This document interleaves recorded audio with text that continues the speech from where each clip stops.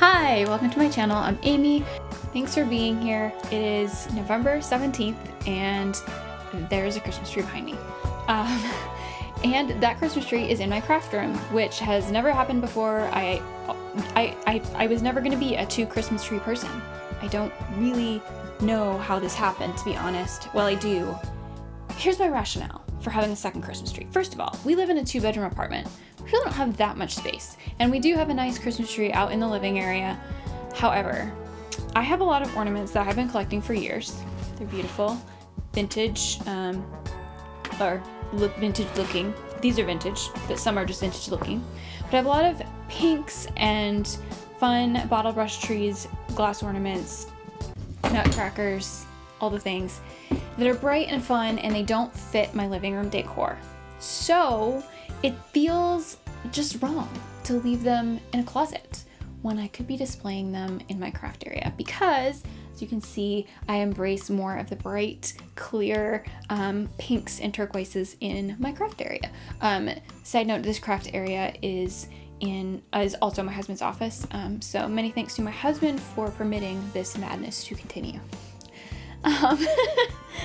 Anyway, he did not tell me to say that, by the way. I hope you'll come along and decorate with me. I'm going to switch more to just a candid. You can watch me decorate. I'll have some music on in the background and my voice here and there, just letting you know what I'm working on. We're gonna decorate my tree. I need to add some more lights up top here.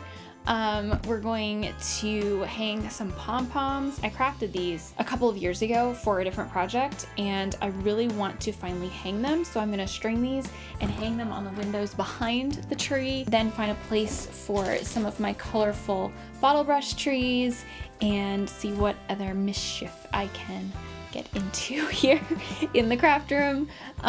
So it'll be a little bit of decorating, a little bit of craft chat, and I hope you'll stick around and let me know if you decorate your craft room for Christmas, because I'm genuinely curious to know how many of you actually put up any kind of decor in your craft room. I'm not normally this extra, but I have all these ornaments and I feel like a shame not to hang them.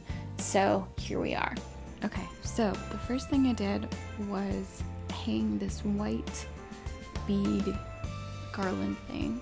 I was really trying to use stuff that I had. I don't plan to really buy things for this tree. I might buy some picks at some point if I can find them. I know a lot of stores are sold out of the good stuff, which is wild to say since it's still over a week until Thanksgiving. Whatever, such is life. This tree is, I didn't have a second Christmas tree, so I had to run to Walmart. I actually tried Hobby Lobby and Target before I went to Walmart, but they were sold out already. So, well, Hobby Lobby still had trees, but they were all pre-lit. And I didn't want pre-lit. I know it's work to put lights on trees, and I regretted every moment of that. However, I already had lights, so I didn't feel the need to pay for lights. Anyway, Target was sold out. They had one tree left. I kid you not. They normally sell a lot of Christmas trees. I don't know how they were sold out so fast. Anyway, they were sold out. So I went to Walmart, and they had tons of trees in stock. This tree was $35 and it's 6 foot. It's a little bit of a slim profile, which is exactly what I needed to fit in this little corner of the craft room. And yeah, it's pretty hideous. Honestly, when I took it out of the box, I wanted to cry. It was so ugly. It took me probably an hour and a half to fluff it and light it. And I did that before I just showed you this video, because it would have taken forever. But once I fluffed it, it looked okay. So what I'm doing here, I had 3 strands of the garland, I believe was from Hobby Lobby previous years. These pink icicles. They're actually clear glittered icicles that I bought a few years ago for a project, and I wanted them to be pink, so I painted them with craft paint. Now, I was not sure how it's gonna go painting over glitter, but I couldn't find icicles that didn't have glitter, so I just went with it, and it actually worked really well. I think I had to do a couple coats, but what's fun about them is that the glitter actually shows through a little bit, but it's like a matte pink. I don't know how to describe it. I should have showed you an up close, but they turned out really cute, and I really loved them. One of those craft projects that actually exceeded my expectations. We all know this don't always happen, but I really had fun with the pink icicles.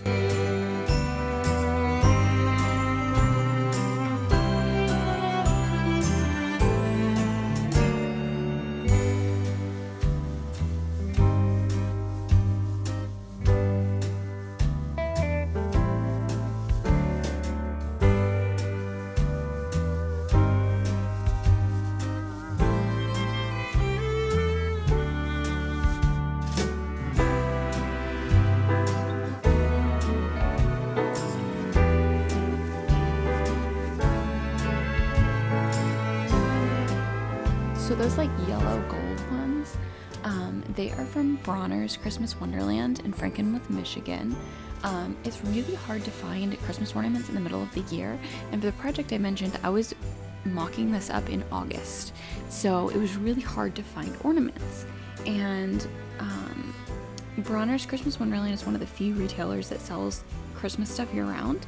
Frankenmuth, Michigan is kind of known for their Christmas stuff. I ordered online from Bronner's. These are a matte yellow goldish type color, and I also, you'll see in the video, I'm also using some hot pink matte ornaments, and those are also from Bronner's. And obviously not vintage, but they are vintage style.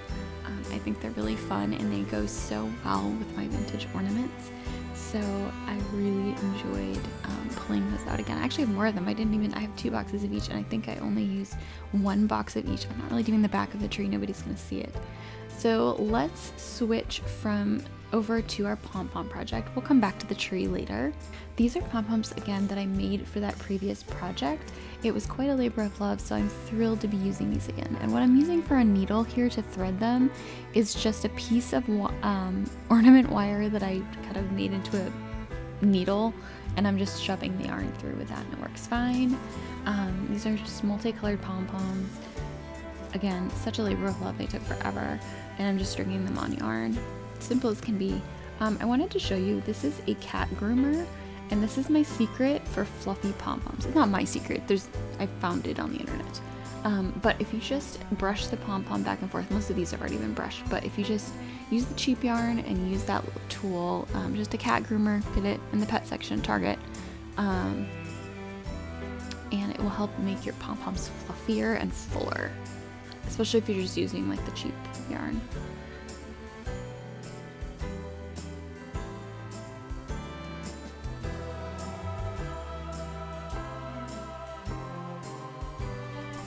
Anyway, I did not show a video of me hanging this because you would have feared for my life, so you're welcome. But I hung another little tassel below it.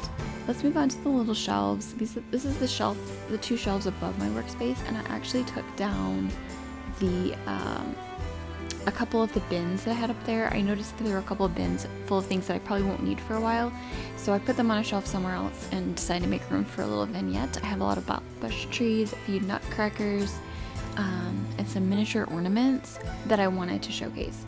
Again, I really am not I don't want to buy anything for this. I just want to showcase pieces that I already have in the color scheme that my craft room is. So here's the thing. I had kind of run out of creative juice by this point.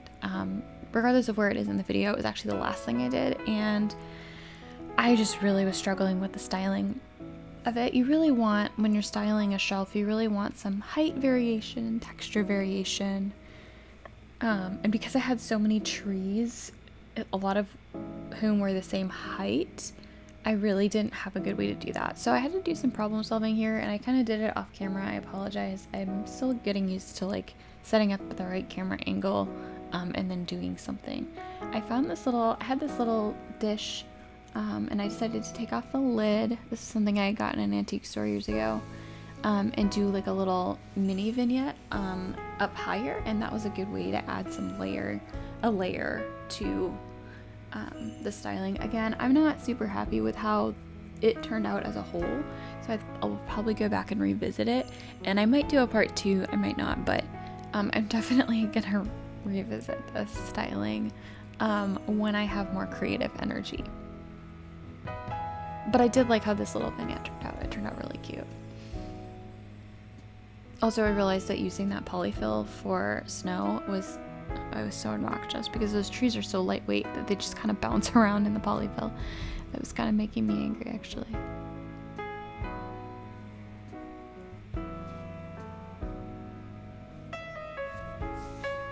Teeny little bottle brush trees. They're so tiny.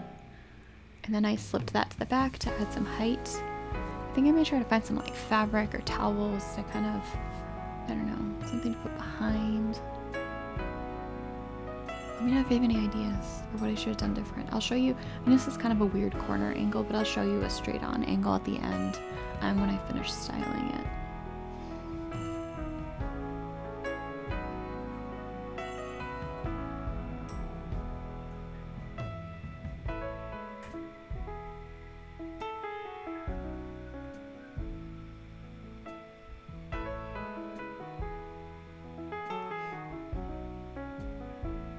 And I also pulled out some ceramic trees that I had and some glass trees and kind of added those in the mix to kind of switch up the textures a little bit.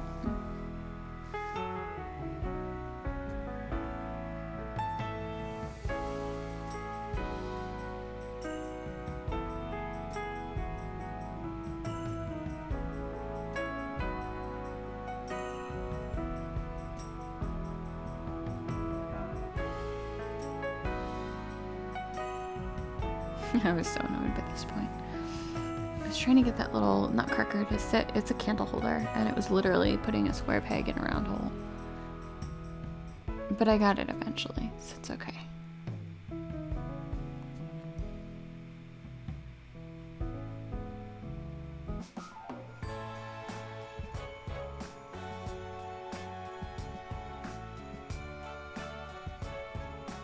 And then I had a bunch of these little mini glass ornaments I've been collecting them for years from Target. They would sell the little mini ornaments in a little pack of glass assortments, and I would just buy every year, buy my favorite assortments. And so I have quite the collection of colors, and I love how they looked in this little cup. Again, I'm still going to adjust the styling, but I love how that turned out. They look like little happy, colorful bubbles. Really fun.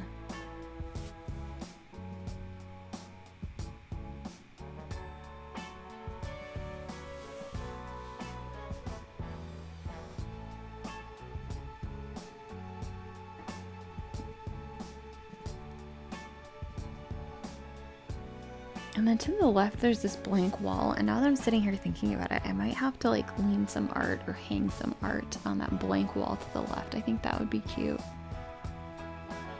Maybe even take down the art that's hanging over that's behind the bins. But I like that art there. It's not art, it's a piece of fabric, but I mean, it is art. It's an art. It is a beautiful piece of fabric. I want to say it is, I don't remember the name. Usually I remember the designer, but I don't right now. It's either Ruby Star. It might be Ruby Star. I could be really wrong about that. But it basically exemplifies my whole craft room vibe, and I love it.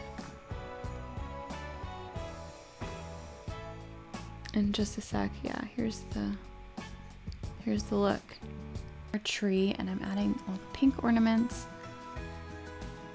I'm just gonna kind of sit back and let you listen to the music and watch me decorate the tree.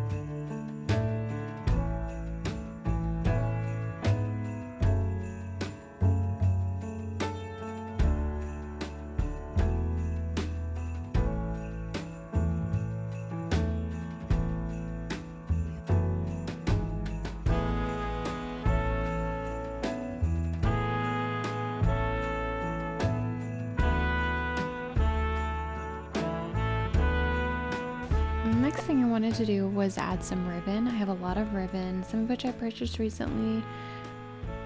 I live in Oklahoma City, and Hobby Lobby has a kind of like a bargain market. It's called Basket Market, and it's basically where all their samples go, samples and projects and stuff, or something that, yeah, they're just getting rid of. And so some of this ribbon, they sell this like frayed velvet ribbon that's really pretty, but I got this ribbon like for like less than $2 there, and it's the perfect like teal color to complement the vintage ornaments. Side note here, when you're tying bows, I really discovered that when you see bows on the end of branch tips, you don't tie the ribbon around the branch tip. It's better to just tie the bow and then perch it on top of the branch. Otherwise it just looks weird. So what I ended up doing was just tying the bows. By the way, these bows with the long tails takes way more ribbon than you think. It's about a yard of ribbon per bow. So just keep that in mind if you're buying ribbon for this. Make sure you get enough ribbon up front for your tree so that you don't have to go buy more or risk it being sold out. Luckily, I had 2 spools of this, and it's a small tree. So I just took an ornament hanger and kind of stuck it in the back of the bow and then used that to kind of affix it to the tree. And honestly, by the end, I just kind of got lazy and just started perching them on top of the branches. I can go back and wire them if I need to, but we don't have kids or pets, so I really didn't have a need to wire it on there. I just kept making bows. I'm not good at bow making, by the way, so don't judge my bow making technique here. There is no technique.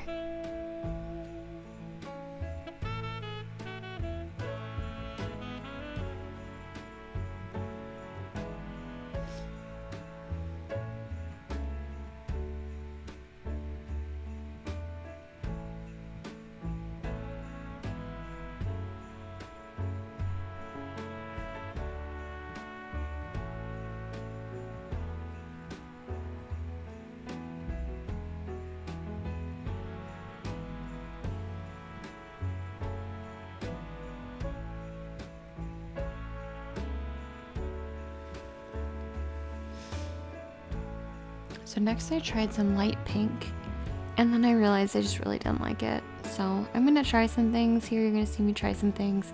I didn't want it. I was going for more of a vintage look, not like a Bridgerton or like overly feminine vibe. You're gonna laugh at me because I'm standing there in a pink sweater putting pink ornaments on a tree, and I don't want an overly feminine vibe. But hopefully you know what I mean. I just didn't want it to look too pink, and I felt like that baby pink just kind of, I love it on the icicles, but I didn't love it on the ribbon. So you're gonna see me messing with it and adding it to the tree, but I ultimately took it off because it just was not the vibe.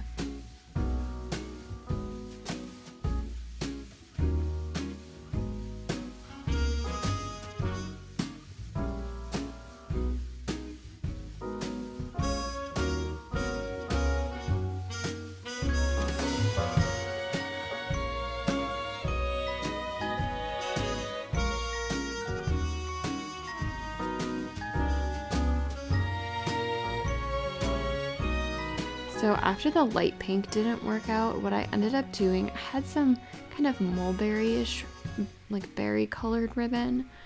It's not the bright red velvet. It was actually, it almost looked like a really dark pink or like a, I don't know, a maroon color.